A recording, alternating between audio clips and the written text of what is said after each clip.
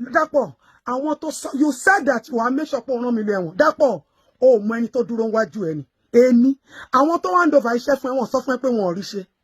Gbogbo nǹkan ló tì mí lẹ́yìn lókè lódò nílẹ̀ ni. Èmi adé tó wọ̀n náà jọ bí, ó lè bá mi wọ̀.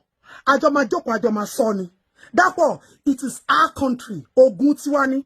Ilẹ̀ Nigeria tiwa dẹ̀ ni. You can't subdue me. Look at the innocent pastor. You have used DSS to arrest him. You are a governor that doesn't want criticism. You don't want anybody to hold you. I beg. Where they want to cyber law crime. That is where every one of you are hiding under. Cyber law crime. For a public office holder that has the lives of countless citizens under his roof and in his palm. You are supposed to be the chief security officer of the state, protecting and defending us.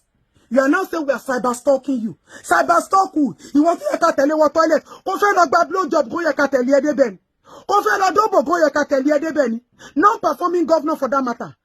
Wani governor to perform about party no shani. That's why I don't have your time yet. Sorry, Alberto say I don't matter on Tony. Shebi, you have gone to France, so we don't even know whether you are still the governor or you are now Shagori secretary. Tori, you are running from pillar to post. Your home called Ogun State is not at peace. Look at it. Using officers. Power. Executive power that you didn't inherit. You are using DSS, police, harassing people. Even common urban people. Awujale. Oh, Rito. Infrastructure. Basic amenities. You are showing arrogance and pride. Glutting here and there. I have ambulances. Shebi, we went to survey. We didn't see the ambulances you claim. Those were videos of 2022, 2023. I have the evidence. Governance is continuous. The project that Amosu built in Ogun State Hospital, Abi was Benga Daniel. You abandoned it and started on that project. You people are wasting public funds. You see that airport that you're claiming? My father has a vision over 30 years ago and left acres of land. My father did for his people. He loved his people even more than he loved his children. So I love my people even more than I love myself. Unfortunately for you, Dapo, where is your legacy? If you leave governance in another 1.5 or 2 years, what legacy are you proving? You have been able to prove to us that you are so heartless, uncompassionate, you are arrogant, you only gloat on empty projects. Show us your project. We are willing to surface it to the whole world. We are willing to showcase Ogun. It is our state. It doesn't belong to my father or Latayo. Neither does it belong to your father or your mother or my mother. So therefore, we cannot be under you as subjects. You either listen to us and ask us, Ojomi everywhere. You are not running Ogun State with a team. You are running yourself. We have local government issue challenges there. Salary of people that you are still paying 40,000. Complaints here and there. Rather than you opening and listening ears. But so far, home training. To back by home training, you will not be gloating and be ranting and be using powers unnecessarily up and down. You are so desperate to go to the Senate. Yet, you cannot protect us. You cannot defend us. You cannot listen to us. And you don't want to go and make laws on behalf of us. Therefore, you are fitiwa sheni. Oma fititiwa, oma fi sheni. Awala mati yeleyin to ba ni irin ajo waju. Tabade mo pe irin ajo yo le san awa ina la ma gbe e jókòó síbi tó yẹ kó jókòó sí. Bẹ́ẹ̀ ni, obìnrin ni wá, ayé ni wá, ìyá ni wá. Àwa abiyamọ ìgbọ́kọ̀ ọmọ ẹ̀ kó má tàti wèrè ni. You no concern me, no concern me. If Nigeria is poor as a nation, and I am rich as an individual, we are all poor. As long as we don't have basic amenities and infrastructure, who the hell are you, Dapo? A space that doesn't belong to you, executive power is what you are misusing and abusing, and people are saying that I abused you. Mombue, when I was begging you and crying, how many people saw it? Ogun Police, I'm not missing. We have given you a date. And I've filed for my fundamental. And we are in court. So tell people that we are in court. That I have filed for my fundamental in court.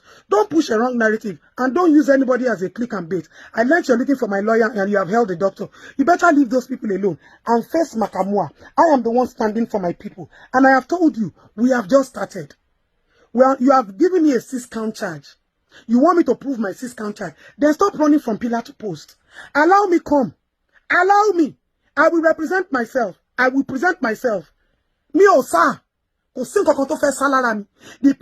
pain that my people are going through is not running away from them. It's in their glaring faces every day. The inhumanity treatment they are receiving from Dapo Abiodun is glaring in our faces every day. Is that what I'm supposed to run away from? And you think my conscience and my guilt will allow me sleep, knowing that there are children that are not receiving infrastructures, that are not living a good life, that are children that their parents have failed them just because the government failed to provide for them. So what be yati epamo? They are suffering just because the government cannot give them what is theirs. Therefore, this battle is for me and you. Bring it on, I have said it. You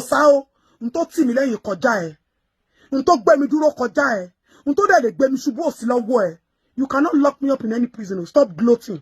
It cannot be from you. I want to shiwaju e orishe. What is the problem? Face me. Prove what I alleged. I am ready to prove. Leave the police out of it. Yegbe won sare kiri. Oh, tole oh to ita. Your state is not at peace. You went to party in France. Afikobalo party ishani. Yes, you have a right to your private life. When you are functional, responsive, not when your people think that ambulance by connection. And Adeto, you call me now. Your PA is in Canada and running Ogun State. Your page, your media page, they are managing it from another country. Is that a governor? And you are comparing yourself to Lagos State. Is it not the same allocation as what you gave to all of you? Is it not the same federal allocation? What excuse do you have? Just because you cannot work like a team.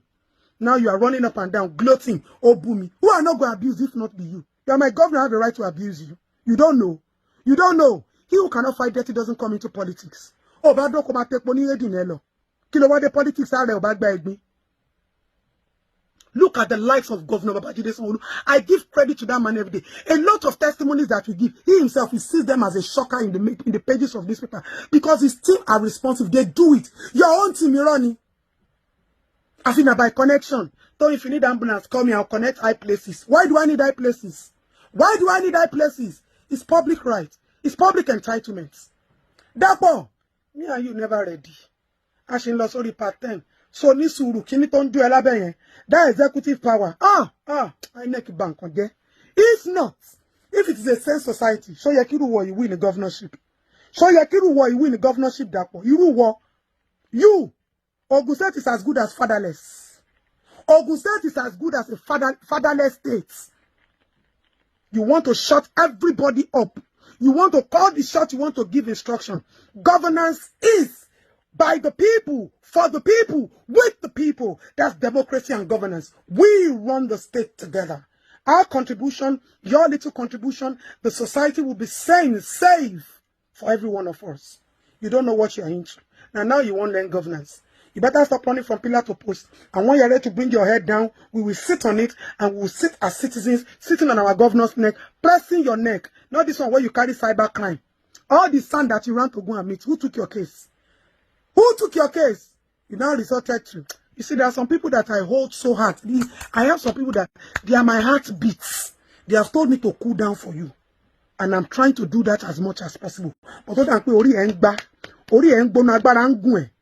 àwọn babaláwo àti oníṣègùn àti torúta àti tọ̀sán kóra yín jọ kiri everything I see gbogbo bẹ́ ṣe ń gbé ọwọ́ ni mò ń rí ṣùgbọ́n èmi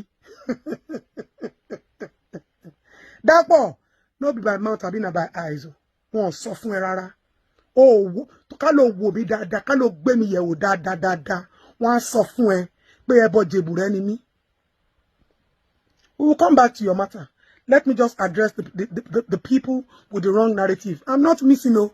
Police worker is not looking for me. Police is just looking for attention. And they have gotten the attention. They have spent so much money for bloggers and everybody.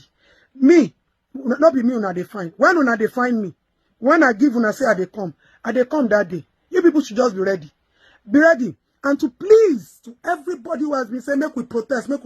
My activism is not to stir public anger or public emotion. Our aggression is to ensure that the government is held accountable. So please, I have pleaded with a lot of people. No protests. Nobody should try and protest. Nobody should raise any voice for me. No, that is not our purpose. We don't want to disrupt peace in the society. But who not give us peace? And to bani yo ni sun. Dapo, you are going to